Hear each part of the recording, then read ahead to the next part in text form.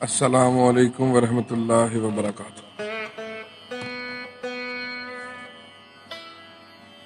جو انگریز افسران ہندوستان میں ملازمت کرنے کے بعد واپس انگلینڈ جاتے تو ان کو وہاں پبلک پوسٹ کی ذمہ داری نہ دی جاتی۔ دلیل یہ تھی کہ تم ایک غلام قوم پر حکومت کر کے آئے ہو، جس سے تمہارے اطوار اور رویے میں تبدیلی آ گئی ہے۔ یہاں اگر اس طرح کی کوئی ذمہ داری تمہیں دی جائے گی تو تم آزاد انگریز قوم کو بھی اسی طرح ڈیل کرو گے۔ اس مختصر تعارف کے ساتھ درج ذیل واقعہ سنیے۔ ایک انگریز خاتون جس کا شوہر برطانوی دور میں پاک و ہند میں سول سروس کا افیسر تھا، خاتون نے زندگی کے کئی سال ہندوستان کے مختلف علاقوں میں گزارے۔ واپسی پر اس نے اپنی یادداشتوں پر مبنی بہت سی خوبصورت کتابیں لکھی۔ خاتون نے لکھا ہے کہ میرا شوہر جب ایک ضلع کا ڈپٹی کمشنر تھا، اس وقت میرا بیٹا تقریباً 4 سال کا اور بیٹی 1 سال کی تھی۔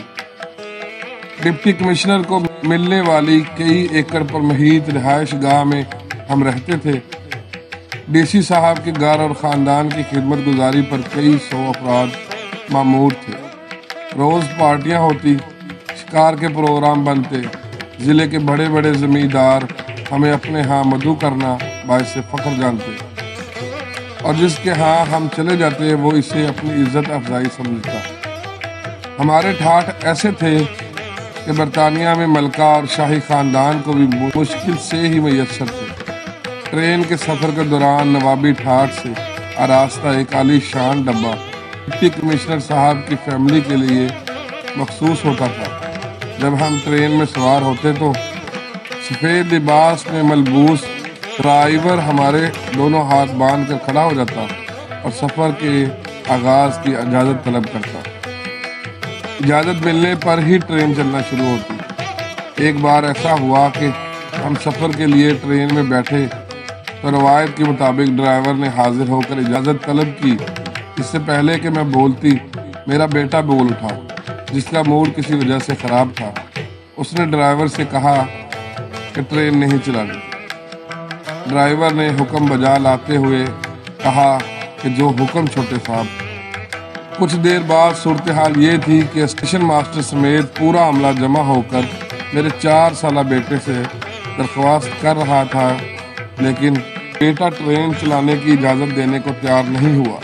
بالآخر بڑی مشکل سے میں نے کئی چاکلیٹس دینے کے وعدے پر بیٹے سے ٹرین چلوانے کی اجازت دلائی تو سفر کا آغاز ہوا۔ چند ماہ بعد میں دوستوں اور رشتہ داروں سے ملنے واپس برطانیہ آئی۔ ہم بذریعہ بحری جہاز لندن پہنچے۔ ہماری منزل ویلز کی ایک کاؤنٹی تھی جس کے لیے ہم نے ٹرین کا سفر کرنا تھا۔ بیٹی اور بیٹے کو اسٹیشن کے ایک بینچ پر بٹھا کر میں ٹکٹ لینے چلی گئی۔ قطار طویل ہونے کی وجہ سے خاصی دیر ہو گئی، جس پر بیٹے کا موڈ بہت خراب ہو گیا۔ جب ہم ٹرین میں بیٹھے تو عالی شان کمپاؤنڈ کے بجائے فرسٹ کلاس کی سیٹیں دیکھ کر بیٹا ایک بار پھر ناراضگی کا اظہار کرنے لگا۔ وقت پر ٹرین نے وسل دے کر سفر شروع کیا تو بیٹے نے باقاعدہ چیخنا شروع کر دیا۔ وہ زور زور سے کہہ رہا تھا، یہ کیسا الو کا پٹھا ڈرائیور ہے، ہم سے اجازت لیے بغیر ہی اس نے ٹرین چلانا شروع کر دی۔ میں پاپا سے کہہ کر اسے جوتے لگواؤں گا۔ میرے لیے اسے سمجھانا مشکل ہو گیا کہ یہ اس کے باپ کا ضلع نہیں، ایک آزاد ملک ہے۔ یہاں ڈپٹی کمشنر جیسے تیسرے درجے کے سرکاری ملازم تو کیا، وزیر اعظم اور بادشاہ کو بھی یہ اختیار حاصل نہیں کہ اپنی انا کی تسکین کے لیے عوام کو خوار کر سکے۔ آج یہ واضح ہے کہ ہم نے انگریز کو ضرور نکالا ہے، البتہ غلامی کو دیش سے نہیں نکال سکے۔ یہاں آج بھی کئی ڈپٹی کمشنر، ایس پیز، وزراء، مشیران، سیاستدان، جرنیل صرف اپنی انا کی تسکین کے لیے عوام کو گھنٹوں سڑکوں پر ذلیل و خوار کرتے ہیں۔ اس غلامی سے نجات کی واحد صورت یہی ہے کہ ہر طرح کے تعصبات اور عقیدتوں کو بالا طاق رکھ کر ہر پروٹوکول لینے والے کی مخالفت کرنی چاہیے، ورنہ صرف 14 اگست کو جھنڈے لگا کر اور موم بتیاں سلگا کر خود کو دھوکہ دے لیا کیجئے کہ ہم آزاد ہیں۔ سوچئے کیا واقعی ہم آزاد ہیں؟